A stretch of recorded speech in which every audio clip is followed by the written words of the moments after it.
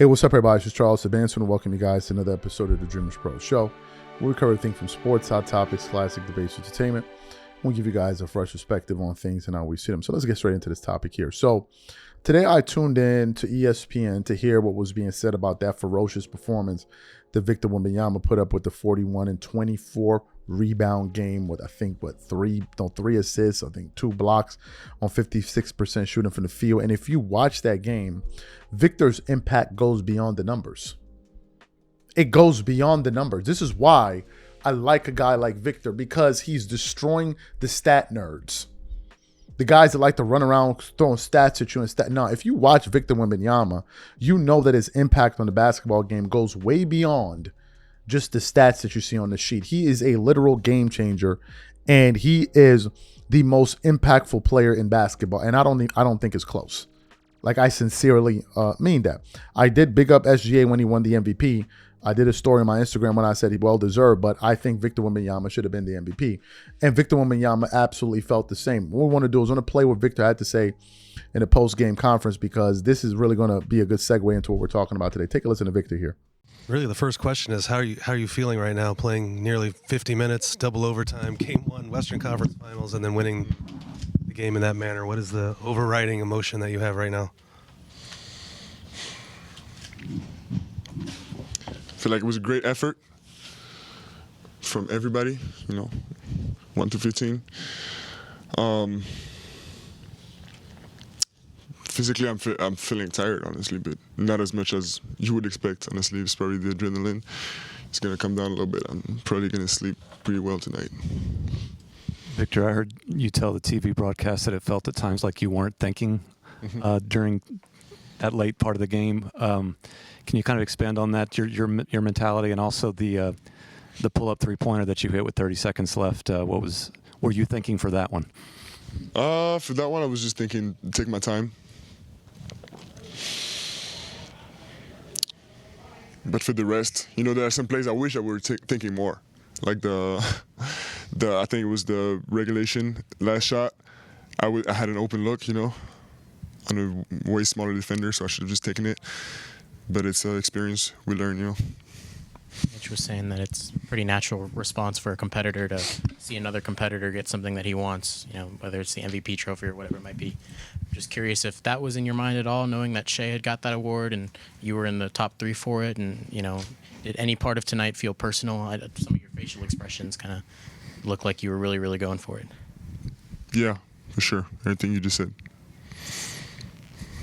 What does it feel like to see someone else get the MVP trophy right before you step into, I guess, what is basically the biggest game of your career, and then to have the best performance of your career?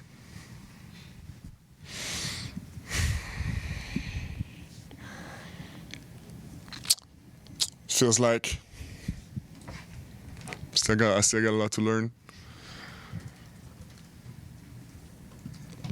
And I want to get that trophy, many times in my career. We talked a lot about winning an MVP and what goes behind it, whether it's political, things of that nature. Do you feel like, especially after this game, that you're the best player in basketball? Do I feel like it right now? I feel tired. But it's not a question I'm wondering right now. We'll see, The world is 8 billion people, so it's 8 billion opinions. Victor, tonight almost felt a little bit symbolic, the MVP ceremony for SGA before the game, and then you have a big response tonight with your performance. If your performance tonight had a message behind it, what would that message be? The message would be that we as a team are ready to go in any environment, in any place, against anybody. And even though we still got a lot to learn, our effort should be over anybody else's. And tonight we were relentless. Excellent. So you heard what Victor had to say there. So I tuned into First Take just to hear what these guys were talking about. And of course, they had Michael Wilbon on the show, which everybody seems to love Michael Wilbon. So they were assessing Victor Wembanyama's performance. But beyond that, they were assessing his attitude, his disposition towards the game.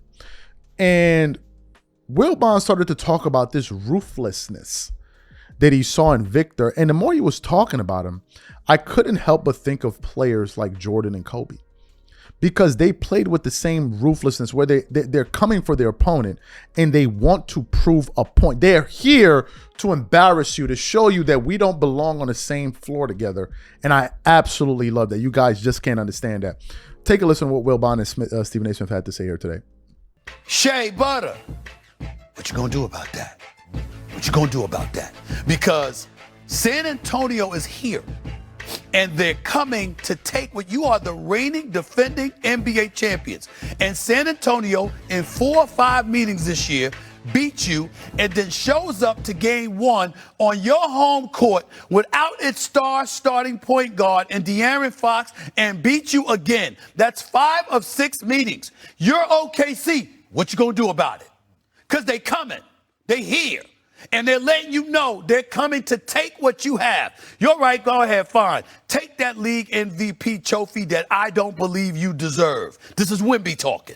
I don't believe you deserve it. I deserve it. But go ahead and have that. I'm going to take your title from you, all right? I'm going to send you home, and I'm going to win the chip. And I'm going to come back for that MVP next year. That's the message that Wemby sent last night. So the message that I sent for Chet Holmgren ain't just for him. It's for Shea Butter, who I voted for. He is the league MVP to me. He is that spectacular. He is that special. But Wemby and San Antonio are clearly making a statement, and Oklahoma City has to stand up and figure out a way to do something about it. Shai Gilgeous-Alexander has been the quietest superstar you could really imagine. But he's also going to have to make some noise now. A wonderful face for that organization. Steven, absolutely. No doubt he's going to have to make some noise in game 2. I just wonder when you put you draw some distinctions between their personalities, those two guys. And Shea, who's 27, maybe turning 28 soon, he's still young enough where he's going to be in the ring against Wembanyama for a while. And there's this thing that Wembanyama has, this heat that you see that people do not seem offended by, maybe because he's still new to the scene. And I've been saying all season that Oklahoma City as a team is politely ruthless. They have come to get you and to crush you. They've crushed certain teams all year. But Wembanyama seems personally ruthless. Yes. There seems to be potentially a petty element to it sometimes. Like he enjoys getting into it. He enjoys that personal battle. You talked about it with Chet Holmgren. Wembanyama's got a ruthlessness that we saw last night, and it's like, wow. Wow. Does Shea have this? Is it necessary? Do you have to have that to sort of ascend and be opposite his number, Wembanyama's number, in these coming years? And it sets up. I mean, does it have to be somebody else? Is it going to be Debanza? Is it going to be Caleb Wilson? Is it going to be somebody from outside the picture frame right now who steps into it? Or are we going to get several installations of Shai Gilgeous-Alexander and Wembanyama? Excellent. So you heard what they had to say. Listen, guys, I love this. I think that it's time for the cupcake era to come to an end. The NBA has turned into the cupcake era.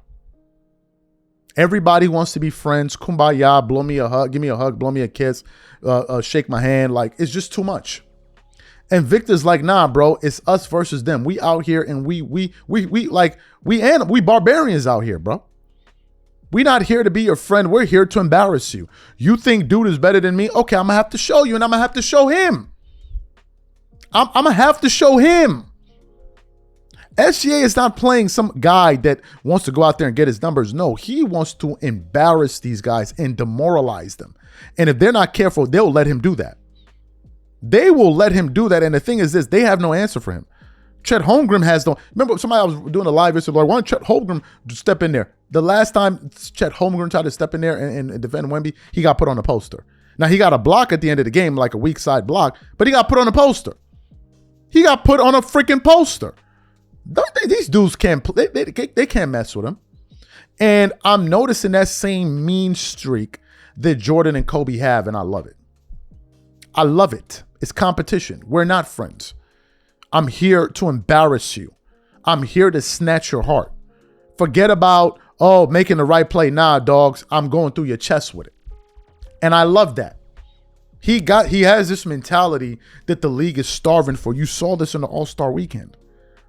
He wanted to win. I'm sure some of them cats was like, what's up with dude? Nah, what's up with you? What's up with you?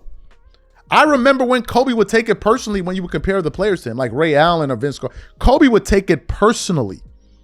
He would go out there to try to show you, no, this guy's not on my level. Look what Jordan did to Clyde Drexler. And anybody else that they tried to say he was on his level. He took it personally. And that's what you need to be great. You need to have that kind of thing like, oh, you doubt me? I'm going to show you too. You need that. And some people are like, oh, you're overreacting. It's just one game. Bro, we're in the Western Conference Finals. If I don't react now, when do you want me to react? Next year? If I don't react now, when do you want me to react? Next year? Of course we're going to react now. Now, if something happens in game 2, we'll react to that. But now is the time to react. It's happening in real time. And I'm going to say my piece. These are my thoughts.